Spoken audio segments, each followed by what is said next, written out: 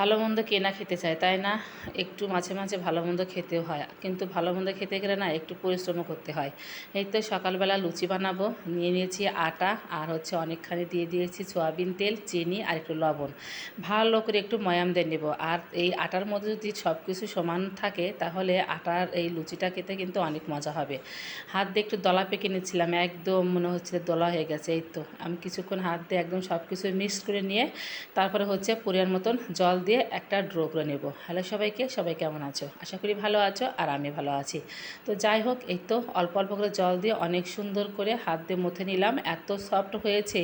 তো যাই হোক, এখন আমি সুন্দর করে গুছি করে নেব লুচির। গুছি করে নিয়ে আমি এখন ঢাকনা দিয়ে ধুবো, তারপরে রান্নাবান্না করব। তো এই তো এখানে আলু আর মিষ্টি কুমড়া কেটে নিয়েছি, একটা তরকারি রান্না করব। এখানে পটল ভাজি, আলু ভাজি করে নেব একটু দুপুরের জন্য। যেহেতু সকালে খাবার তৈরি করছি, ভাবলাম যেহেতু রান্নাটা বসিয়ে দেবো মাটির চুলায়, একদম সেরে নেব রান্নাটা। তো এখানে কড়াই বসিয়ে দিয়ে প্রথমে বেশ কয়েকটা সাদা এলাচ একদম ভাজি করে নিলাম, কারণ আমি আজকে পায়েস রান্না করব। লুচির সাথে একটু পায়েস হলে বেশি ভালো লাগে, তাই না? ওই জন্য এখানে 3 কেজি দুধ নিয়ে নিয়েছি। আমি কিছুক্ষণ দুধটা ভালো করে জাল দিয়ে নেব।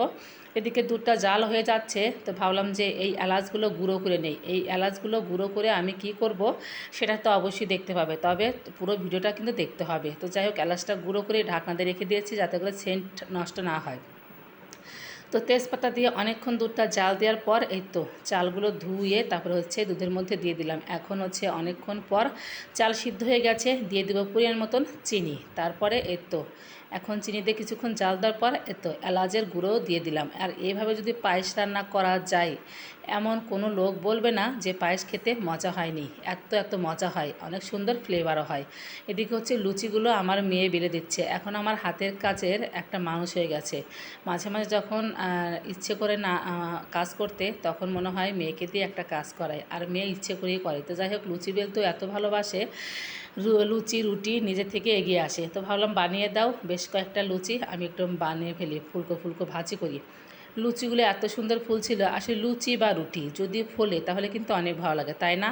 তো যাই হোক, ছোটো মানুষ যেভাবে বানাচ্ছে সেভাবেই ফুলছে, আমি সেইভাবে ভাজি করছি। আসলে মেয়ের হাতে লুচি বানানো এমনিতেই ভালো লাগবে, তাই না? আর লুচিগুলো এত সুন্দর সফট আর মচমচে হয়েছিল, হাতের মধ্যে নিতেই যেমন একদম ভেঙে যাচ্ছিল। তো যাই হোক, লুচি ভাজা কমপ্লিট। অনেকখানি তেল ছিল, ওই তেলে আলু আর পটলগুলো ভাজি করে নেব, কারণ শাকা তেলে আলু পটল না ভাজলে কিন্তু খেতে মজা লাগে না, তাই না? তো যাই হোক, আলু পটল ভাজি করা কমপ্লিট। এখন সেই স্বাদের মজার তরকারি। প্রথমে আমি জিরা ফোড়ন দিয়ে দিয়েছি, তেজপাতা আর চলা দিয়ে আলুগুলো একটু ভাজি করে নিয়ে তারপরে মিষ্টি কুমড়া দিয়ে আরও কিছুক্ষণ ভাজি করলাম। বেশ কয়েকটা কাঁচা পাকা মরিচ দিয়েছি আর দিয়ে দিলাম আদা থেতো করে। কিছুক্ষণ ভাজি করে হালকা একটু মরিচের গুঁড়া দিয়ে একটু জল দিয়ে কষিয়ে নেব। এখন একটু ঢাকনা দিব, তাহলে দুটোই সুসিদ্ধ হয়ে যাবে। তো যাই হোক, সুসিদ্ধ হয়ে গেছে, কষাতেই একদম গলে যাচ্ছে।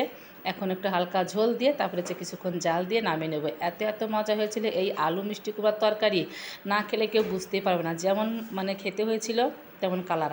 তো যাই হোক, নামানোর আগে একটু ভাজা জিরার গুঁড়া দিয়ে দিলাম, একদম অসাধারণ কি যে সেন্ট বের হয়েছিল, মনে হচ্ছিল চুলার উপর থেকেই নিয়ে খেয়ে ফেলি। এই তো ফাইনালি তরকারি কালারটা। আর এখানে সব ভাজিভুজি করে রেখেছি, সকালে খাবারটা অসাধারণ ছিল। আর এই তো খাবারটা বেরিয়ে নিয়েছি।